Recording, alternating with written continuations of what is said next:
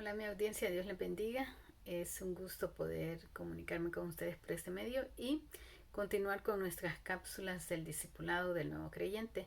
Estamos en la cápsula número 5 y el título del día de hoy es El pecado y la restauración. Les invito a que oremos para continuar en este momento. Gracias. Señor, pues muchas gracias por la oportunidad que nos das de reunirnos nuevamente para estudiar tu palabra y aprender acerca de este caminar cristiano. Muchas gracias porque hasta aquí tú nos has ayudado y nos has bendecido. Y te rogamos que sigas abriendo nuestras mentes y corazones para ser receptivos a tu verdad y atesorar tu palabra, Señor. Eh, Quita toda distracción de nuestro alrededor para podernos concentrar en ti y poder, Señor, verdaderamente estar inmersos en lo que tú quieres que aprendamos. En el nombre de Cristo Jesús. Amén. Bueno, entonces, como ya decía, estamos en la cápsula número 5 y el título de esta cápsula es acerca del pecado y la restauración. Y en la cápsula anterior, solamente para un recordatorio, hablábamos acerca del enemigo que debemos de enfrentar, el cual es Satanás, el padre de la mentira o el maligno.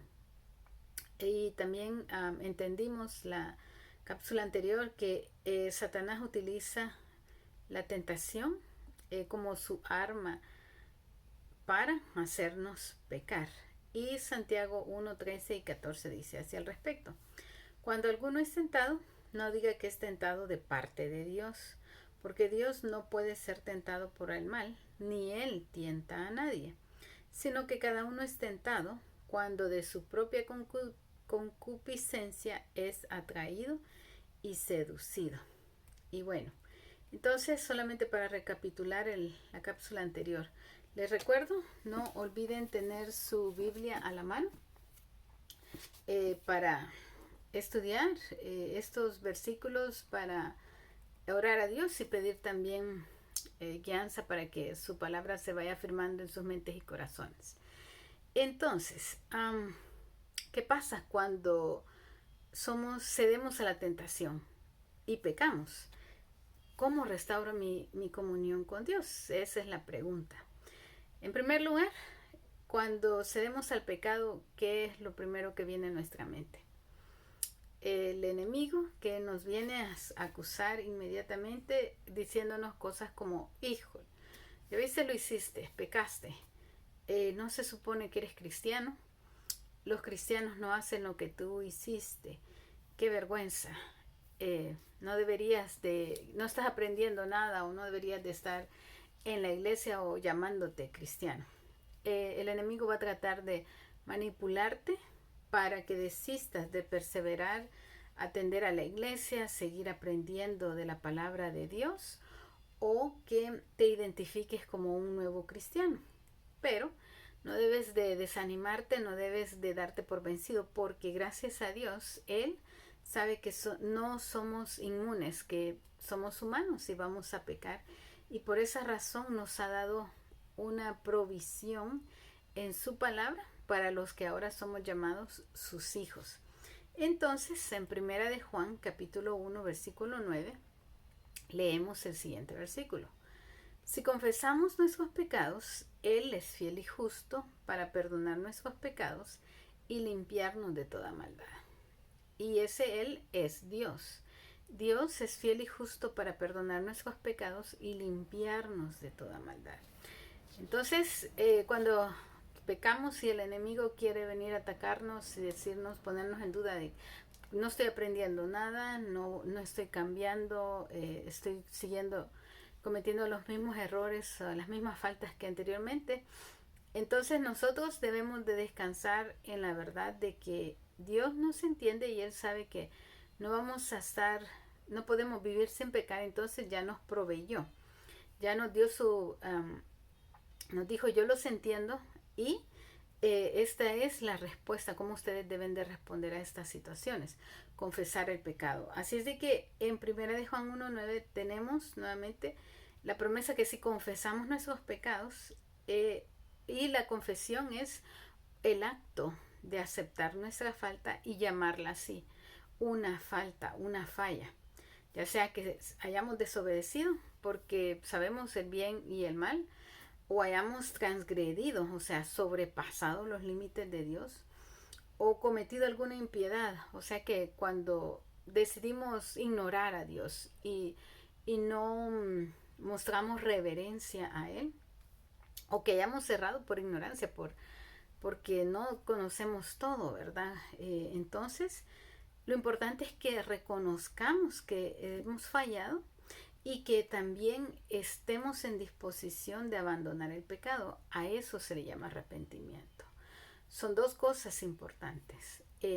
Primero, reconocer que hemos pecado, y lo segundo, estar dispuestos a abandonar el pecado, a ya no continuar en esa manera de vivir o en esas costumbres, si es que son hábitos que tenemos. Porque Dios nos promete perdón y restauración de todo pecado. Porque ya vimos lo que dice Primera de Juan 1:9. Si confesamos nuestros pecados, Él, o sea, Dios es fiel y justo para perdonar nuestros pecados y limpiarnos de toda maldad. Pero también Efesios capítulo 1, versículo 3 y versículo 7 dicen lo siguiente: bendito sea el Dios y Padre de nuestro Señor Jesucristo, que nos bendijo con toda bendición espiritual en los lugares celestiales en Cristo, en quien tenemos redención por su sangre, el perdón de pecados según la riqueza de su gracia. Así es de que Primera de Juan y Efesios 1, Primera de Juan 1:9 y Efesios 1:3 y 7 nos aseguran que por medio del sacrificio de Cristo nosotros tenemos perdón y tenemos que confiar en esa verdad. Y claro, no seguir pecando, ¿verdad? Ahora, lo tercero es que si por el contrario usted como nuevo creyente decide: yo no he cometido ningún pecado, yo no tengo ninguna falta, yo soy nacido de nuevo, todos mis pecados ya Dios los echó a la mar, se olvidó de ellos y soy una nueva criatura, entonces yo no he pecado. Dice Primera de Juan capítulo 1 versículos 8 y 10: si decimos que no tenemos pecado, nos engañamos a nosotros mismos y la verdad no está en nosotros. Si decimos que no hemos pecado, le hacemos a Él, o sea, a Dios, mentiroso, y su palabra no está en nosotros. Es verdad, hemos nacido de nuevo, somos nuevas criaturas, pero eso no quiere decir de que estamos libres de pecar, que somos tenemos una nueva vida y que entonces no hay maldad en mí. Lastimosamente no es el caso. Somos nuevas criaturas en Cristo, hemos sido perdonados por su gracia, por su misericordia, pero todavía seguimos pecando. Entonces, el hecho que tengamos esta nueva vida no quiere decir de que vamos a estar exentos de fallar. Lo importante es reconocerlo inmediatamente, y ahora que tenemos el Espíritu de Dios, Él nos convence del pecado. Antes nosotros vivíamos en pecado y no nos molestaba porque estábamos como que nuestra conciencia estaba apagada, estaba habituada al pecado, pero ahora que somos nuevas criaturas, que el Espíritu de Dios ha venido a morar en tu corazón, entonces definitivamente no podemos pasar, ya no podemos hacer las cosas que antes hacíamos, si ustedes se dan cuenta.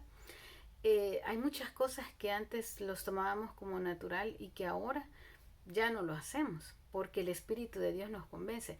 Y hay otras cosas que no estamos seguros, y cuando en eso no estamos seguros, entonces podemos pedir dirección a Dios, pero regularmente el Espíritu de Dios nos convence cuando nosotros estamos fallando en algo. Así es de que eso va a ser natural, pero claro, el enemigo va a tratar de ponerle: oh no, no te preocupes, eso no es, tratar de razonar. Y recuerden, no debe de confiar en su propia sabiduría, sino en la dirección de Dios. Entonces, como ya dijimos, debemos de confesar el pecado. Ahora, para, digamos que concluir de alguna manera, nuestra actitud hacia el pecado debe ser reconocer la falta y pedir perdón a Dios. Salmo 38:18 dice: por tanto, confesaré mi maldad y me entristeceré por mi pecado.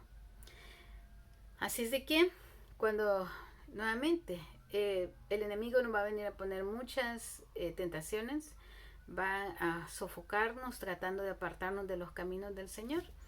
Y en las veces que caigamos, cedamos a la tentación, inmediatamente reconozcamos que hemos fallado, pidámosle a Dios que nos ayude a poder ser sensibles y humildes para poder pedir ayuda a Él. Pedimos su ayuda para ya no caer en la misma tentación, ya no cometer los mismos errores. Y seguimos adelante, nos levantamos y seguimos adelante con la ayuda de Dios.